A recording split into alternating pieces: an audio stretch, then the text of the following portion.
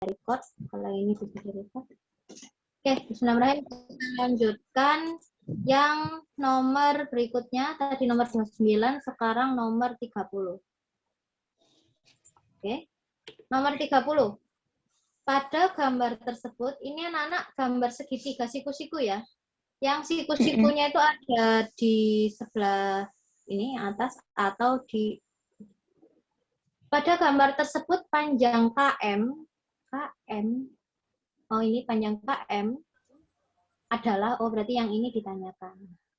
Nah, anak-anak di kelas 9, di bab tentang segitiga kalau nggak salah, itu ada hubungan antara segitiga, maaf. Jadi ini saya berikan apa namanya trik-triknya ya. Oke.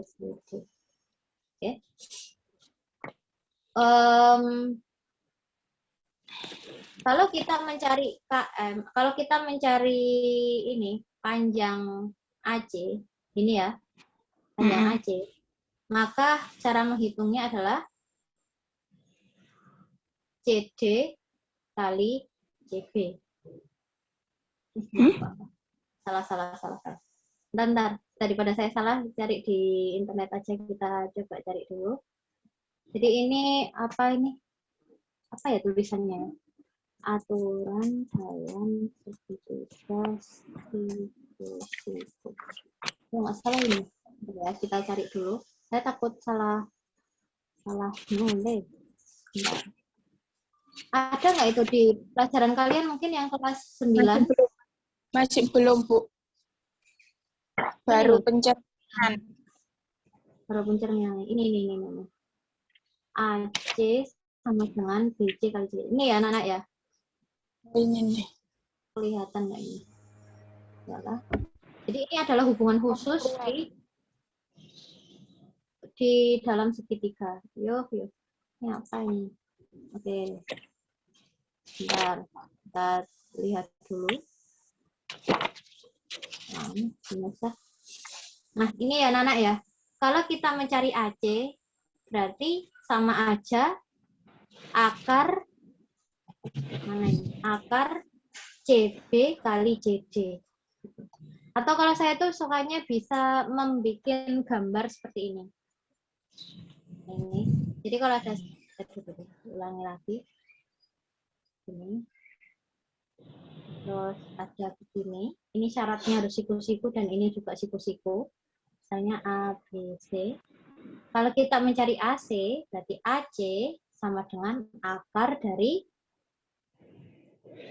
CD dikali CB.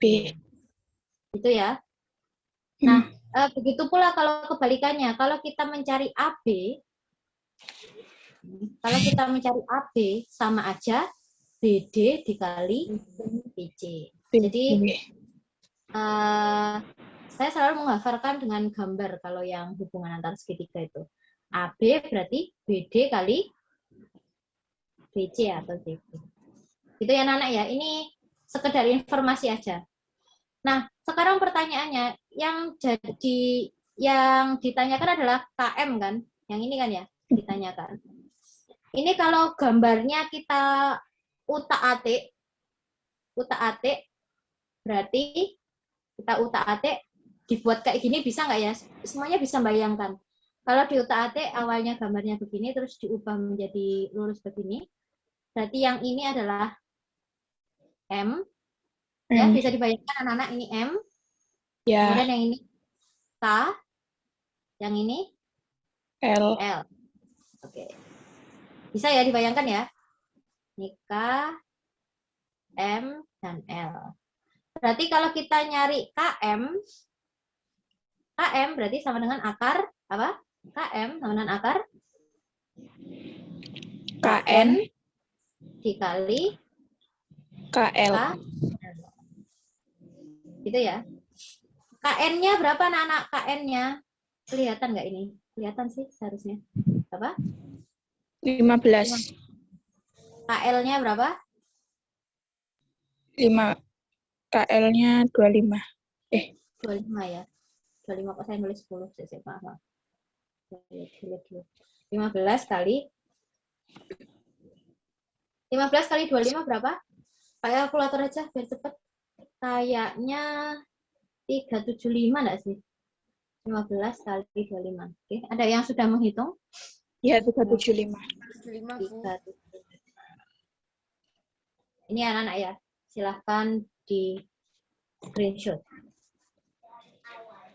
Ini kalau nggak salah kalau di materi kelas 9 tulisannya adalah hubungan antar segitiga. Kalau nggak salah itu judulnya. Ma, bisa di-delete? Halo, sudah ya? Sudah. Oke. Berikutnya kita bahas yang nomor 31. 31 ini pelajaran kelas 9 anak-anak, yaitu perbandingan segitiga. Nah, ini Bu, sudah kelihatan ya, sudah pernah, loh. Iya dah. Oke. Saya ngeluh. Ya enggak apa-apa. Nanti ini saya taruh di YouTube kok. Jadi insya Allah bisa dilihat. Oke, mungkin internetnya Sabrina dimatikan dulu terus nyalakan lagi. Oke, Sudah. Sudah. Sebuah pohon berada di depan gedung. Ini ya. Tingginya 8 meter. Pada saat yang sama, bayangan gedung berhimpit dengan bayangan pohon seperti ini. Ini panjangnya 10, ini panjangnya 15. Maka tinggi gedung yang sesuai ukuran adalah, anak-anak ini perbandingan ya, perbandingan segitiga ini saya yakin sudah dapat semuanya. Belum. Ya, enggak belum. Belum. Yang ini 8, segini 10, yang lain 15. Gini ya. Maka cara mencari ini yang X, kita gunakan perbandingan tinggi pohon dibandingkan dengan tinggi gedung. Berarti kita tulisnya adalah 8 per X. Kemudian bayangannya pohon yang ini ya. Bayangannya pohon dibagi bayangannya gedung. Ini ya. Oke ya anak-anak ya. Perbandingan pohon sama panjang gedung, tinggi gedung. Perbandingan bayangan pohon dibandingkan bayangan gedung. Kalau sudah seperti biasa, kalau ada kayak gini kita kali Silang. Berapa? Yuk kita kalikan silang. Jadinya berapa ini? 10X sama dengan 120. Nah, iya, berapa? 100 berapa? 120. Berarti X sama dengan 12. Berarti X-nya 12. Berarti tinggi gedungnya adalah 12. Misalnya yang D. Ini kelas 9. Sudah semua? Sudah. Berikutnya yang nomor 32. 32, scroll dulu. Volume suatu tabung dengan panjang jari-jari alas dan tinggi 12. Ayo, ada yang ingat volume tabung itu apa? Gampangannya volume itu pasti luas alas kali tinggi. Apapun bentuknya, volume itu selalu rumusnya luas alas kali tinggi. Kecuali untuk kerucut sama yang apa tadi? PR Yang 5 kali T. Nah, berarti apa? Pi R kuadrat kali T. Pi-nya berapa? 2/7. R-nya berapa? 35 kali 35. Tingginya 12. Help pakai kalkulator aja biar cepat. Coret 5. Sudah hitung. 22 kali 5 kali 35 kali 12. Hitung yuk pakai kalkulator aja yuk. Kalian besok pas olimpiade boleh kok kayaknya bawa pakai kalkulator. Dan hitungnya gak banyak. Kalau lihat Google. Ya boleh kayaknya. Oke, berapa ini jawabannya? Semuanya tolong dihitung pakai kalkulator. 46.200. 6.200. Ini ya. Kalau volume ya enak. Oke. Sudah? Saya hapus ya. Ya. Berikutnya nomor 32. Nah, ini agak kompleks anak-anak. Ini pelajaran kelas 9. Sabar. Sebentar, saya skip dulu, ini panjang sekali soalnya. Saya skip dulu aja. Kita pindah yang nomor 34. Jika luas daerah yang tidak diarsir adalah 43, yang ini ya berarti ya, ini adalah daerah yang tidak diarsir, maka luas daerah yang diarsir adalah, anak-anak, kalian bisa bayangkan ya, ini adalah segitiga sebenarnya. Dua segitiga ADB sama segitiga ABC. Nah, ini dua segitiga ini kalian bayangkan dia nempel, dia apa sih kayak bergabung menjadi segitiga yang sama adalah segitiga ABE. Gitu ya, Nana ya? Bisa dibayangkan semuanya? Enggak dibayangkan. Jadi anggap aja ini kita punya segitiga satu begini. Terus ditumpuk sama segitiga lainnya begini. Oke. Jadi daerah yang ini ada dua. Kalau kalian bayangkan kan dua segitiga berarti daerah yang diarsir ini ada double. Gitu ya, Nana ya? Nah, cara mencari luas daerah yang diarsir ini, kita akan gunakan luas segitiga ADB, ya, yang kiri, ditambah dengan luas segitiga BC. ABC. Gitu ya. Kemudian kita ini nyari yang diarsir. Kita kurangi yang tidak diarsir, luas yang tidak diarsir. Ending-endingnya dibagi dua. Kenapa kok dibagi dua, anak-anak? Karena kan seperti yang kita bayangkan tadi, yang diarsir ini kan ada dua, double sebenarnya. Soalnya kita pakai dua segitiga. Ya, jadi ini agak gitulah. Oke, ada yang masih ingat bagaimana cara menghitung luas segitiga? Atau rumusnya luas segitiga? Mungkin masih ingat? Apa luas segitiga rumusnya? Setengah alas kali tinggi. Sekarang pertanyaan saya, untuk segitiga ADB, alasnya berapa? Alasnya 7. Oke, tingginya berapa? 10. 10, bagus.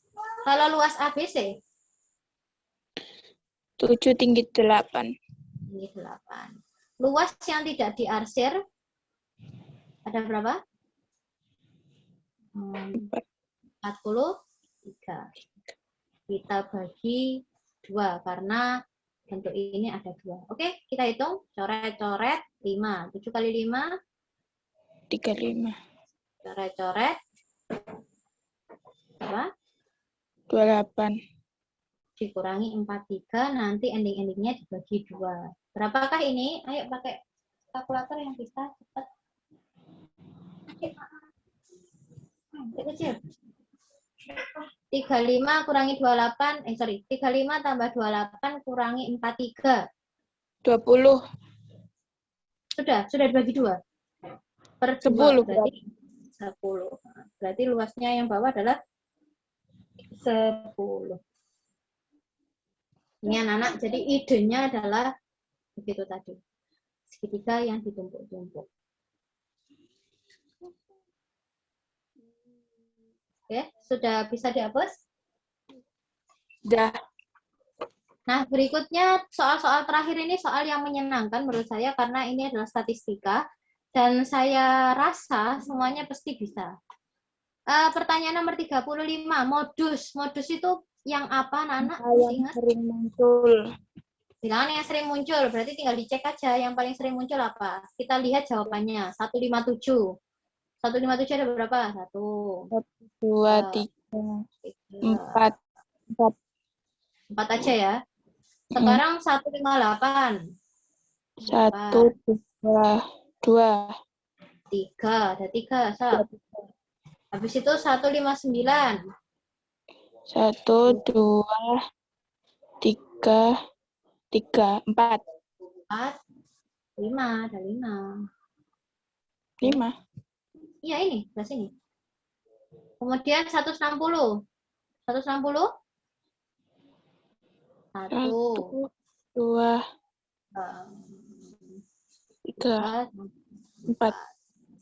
Berarti jawabannya modusnya adalah 1, 5. Oke. Kalau ini kayaknya nggak usah di screenshot, semuanya bisa insya Allah. Tinggal sadar atau tidak gitu ya menghitungnya. Berikutnya nomor 36. Anak-anak ini sebenarnya pelajaran SD kelas 6, tapi di SMP tetap diajarkan, yaitu data banyak pelajar begini ya. Ini dalam bentuk derajat anak-anak. Kalau dalam bentuk derajat, kita nanti harus menggunakan sudut dalam lingkaran. Ada berapa sudut dalam lingkaran? 360. 360 derajat. Pertanyaannya adalah jika banyak pelajar seluruhnya adalah 10.800, banyak pelajar dengan tingkat pendidikan SMP. Berarti kita harus hitung dulu, SMP ini berapa derajat? Ayo yang bawa kalkulator, dihitung.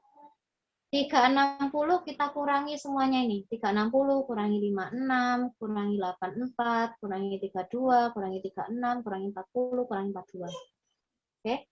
Jadi berapa? 70. Sama berapa, Sab?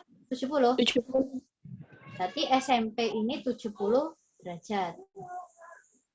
Maka pertanyaannya, jika banyak peserta seluruhnya, yang SMP berapa? Berarti cara ngitungnya adalah 70 derajat per 360. derajat dikali 10.800. 10.800. Ayo kalkulator, cepat.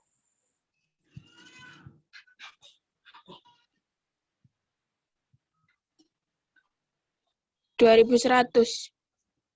2.100. Gitu ya anak-anak ya. Ini saya pikir kalau perlu di screenshot silakan di screenshot. Tapi cara nyari SMP dikurangi. Oke, sudah ya, saya hapus ya. Berikutnya, nomor 37. Banyak siswa yang memiliki tinggi badan di atas rata-rata. Ini saya ingatkan lagi semuanya, sebenarnya rata-rata ini pelajaran kelas 8. Dan semuanya saya pikir bisa. Cara ngitungnya gimana? Ya kita hitung, kita kalikan aja tinggi badan dikali frekuensinya. Kita kalikan satu-satu. 155 dikali 4. 156 kali 2. Gitu dihitung semuanya. Dan seterusnya dijumlahkan lalu dibagi bagi frekuensi. Ya, frekuensinya 52. Gitu ya. Ini enggak saya bahas, semuanya bisa ngitung ya, insya Allah ya. Insya Allah. Kita lanjutkan. Nomor 38, ini masuk ke bagian peluang. Peluang ini di pelajaran kelas 8. Semoga ingat ya. Sebuah dadu merah, ya, kita punya sebuah dadu merah dan sebuah dadu putih dilambungkan bersama-sama 1 kali. Peluang muncul mata dadu merah ganjil dan mata dadu putih genap. Anak-anak, kalau ada istilah dan dalam peluang, maka peluangnya mata dadu merah ganjil ini harus dikalikan dengan mata dadu putih genap. Gitu ya anak-anak ya. Ada istilah dan harus dikali. Sekarang kita cari peluangnya dulu. Dadu itu sebenarnya ada berapa matanya sih? Matanya ada berapa dadu itu? Ada 6. Ada 6, ada 1, 2, 3, 4, 5, 6, gitu ya. Mata dadu merah ganjil, berarti yang ganjil ada berapa kemungkinannya? 3. Ada 3, berarti peluangnya adalah 3 per 6. Oh, 1/2, gitu ya. Begitu pula kalau mata dadu putih genap. Genap itu ada berapa kemungkinan? 3 juga. Berarti 3 per 6. Dikalikan coret-coret nanti setengah. Maka peluangnya adalah setengah. 1 setengah kali setengah, 1/4. 1/4. Enggak boleh. Dia bentar. Gini ya. Jadi ada begitu. Udah, saya hapus. Berikutnya nomor 39. Ini juga peluang anak-anak. Kita lihat informasinya.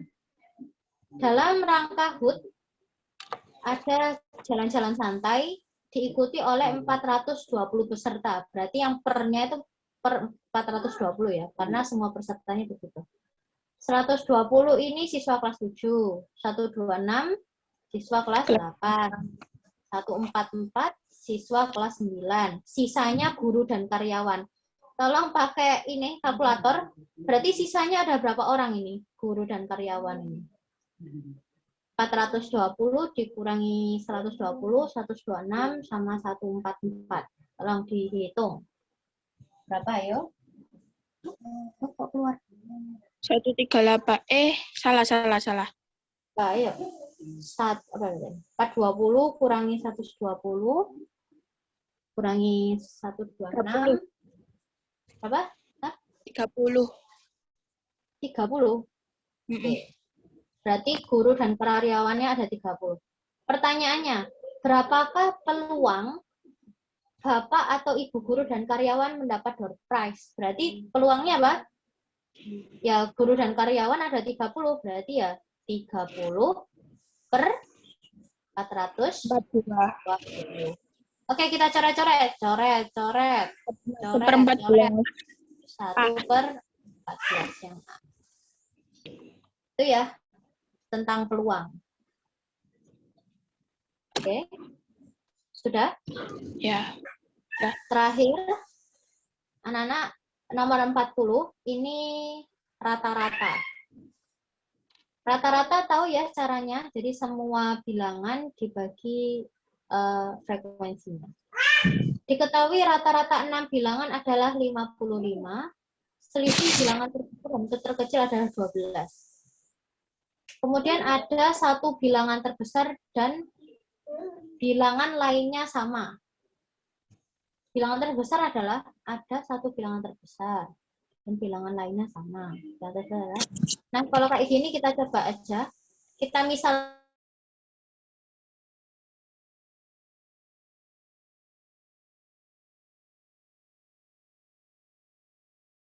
dan F.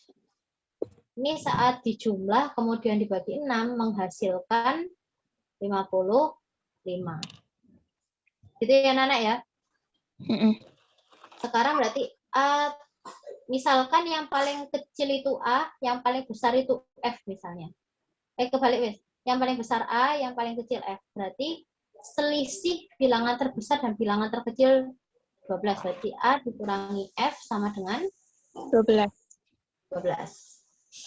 Nah, sekarang ada satu bilangan terbesar dan bilangan lainnya sama. Yuk. Bentar ya, Nana ya. Kita operasikan yang ini dulu. 6 dikali 55 dulu. Berapa? 6 dikali 55 berapa, Sab? 330. D tambah E tambah F. Jadi semua bilangan itu kalau dijumlah hasilnya adalah 330. Kemudian ada satu bilangan terbesar. Ada satu bilangan terbesar dan bilangan lainnya sama. Berarti yang terbesarnya ada double gitu maksudnya paling. Tambah B, tambah C, tambah D, tambah 2F, itu hasilnya 330. Bilangan terbesar adalah, nah ini. Informasinya saya kurang ini. Ya. Maaf anak, ini kayaknya nomor 40 saya masih belum tahu hasilnya. Maaf ya semuanya. Nomor 40, bentar, saya nggak tahu caranya. Oke. Mungkin sampai ini aja dulu. Maaf sekali, saya punya PR nomor 40. Anak-anak, kalau kalian pengen mencari soal-soal yang dari kelas 7 sampai kelas 9 ada, itu yang paling representatif adalah soal UN. Saya sarankan mendownload soal UN dari website ini, MATLAB. Gitu ya, anak-anak ya. Jadi silakan kalian lihat di sini. Cuman sayangnya untuk tahun 2019 ini kunci jawabannya tidak diberikan. Jadi tapi kalau kalian lihat di tahun 2018, 2019 itu maaf 2018, 2017 dan tahun-tahun sebelumnya itu biasanya ada kunci jawabannya. Itu anak-anak. Oke, sebelum saya akhiri, saya pengen jenengan semua. Anak-anak semua ini melihat beberapa soal berikut. Saat saya scroll ke bawah, kemudian ada yang kira-kira pengen dibahas, langsung bilang ya. Nomor 1, saya akan lihat dulu. Nomor 1, tahu ya cara mengurutkan dari yang kecil ke terbesar, anak-anak? Tahu. Bisa kira-kira ya? Bisa kira-kira ini? Insya Allah. Oh, bisa ya. Ini ubah dalam bentuk desimal semuanya, biar gampang. Desimal ya. 5/8 berapa desimalnya? Pakai kalkulator aja. Ya, cepat. Nanti diurutkan sesuai bilangannya. Insya Allah bisa. Yang nomor 2, kira-kira bisa enggak ini? Ini kelas 9 ini. Coba, Nomor Bu. 2.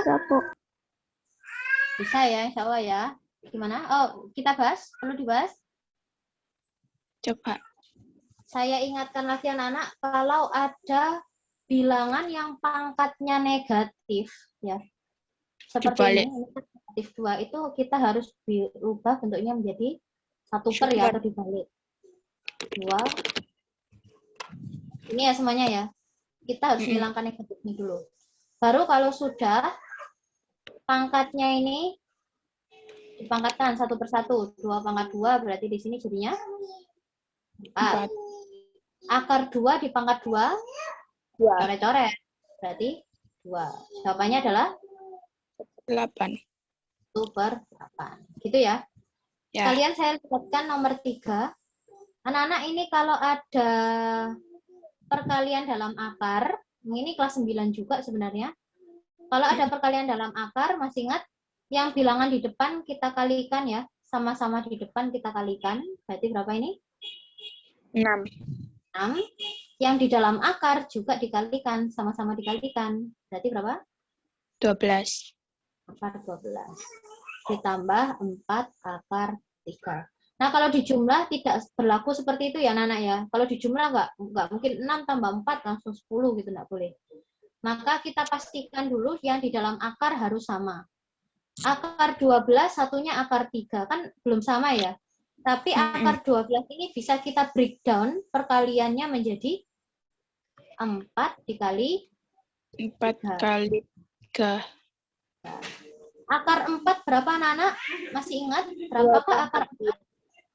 2. 4 itu 2/2 ya. Berarti kalau akar 4 berarti langsung 2. Gitu ya. Ini akar 4 ini kayak kelas, ini SD nih, bisa ini. Sisanya tinggal akar 3 ditambah 4 akar 3. Kita kalikan yang di depan. 12. 12 akar 3 ditambah 4 akar 3. Nah, baru sekarang bisa dioperasikan. Akar sudah sama-sama akar 3, berarti jawabannya berapa? 16. 16 akar 3. Ini ya, yang kelas 9 sambil diingat kembali, ini pelajaran awal 9 awal. Oke, sudah di screenshot? Saya hapus ya. Berikutnya, kita scroll lagi ke bawah. Ini nomor 4 bisa lah ya kira-kira. Kalau benar jawabannya 4, kalau salah jawabannya negatif 2, kalau nggak jawab min 1. Gitu. Insya Allah bisa. Ya, nomor 5 saya skip dulu, belum belajar. Maaf ya anak-anak ya. Nah, ini yang nomor 6. Ini pelajaran kelas 7 anak-anak, yang kelas 8 dan kelas 9 mungkin harus diingatkan kembali. Ini adalah perbandingan berbalik nilai. Semoga masih ingat. Enggak. Coba kita lihat ya. Seorang pemborong mampu menyelesaikan pekerjaannya dalam waktu 49 hari dengan pekerjaannya 64. Bentar. Karena sesuatu hal, pekerjaan itu harus selesai dalam waktu 28 hari. banyak pekerja yang harus ditambah adalah, anak-anak khususnya kelas 8, kelas 9, saya ingatkan, logikanya ya, supaya pekerjaannya segera selesai, berarti pekerjaannya kan harus banyak. Gitu ya. Maka ini seharusnya waktunya lebih pendek, tapi pekerjaannya harus lebih banyak. Maka ini disebut dengan perbandingan berbalik nilai. Cara membandingkannya gimana? Ya informasi ini tinggal diper aja. Berarti pernya apa? 49 per 28. Ini sama dengan, karena berbalik nilai, maka ini X per 6. Gitu ya anak ya. Jadi kita kalikan silang 28X sama dengan 49 kali 64. Kayak kalkulator 49 kali 64 berapa ini? Dibagi 8 wes. Jangan cepat.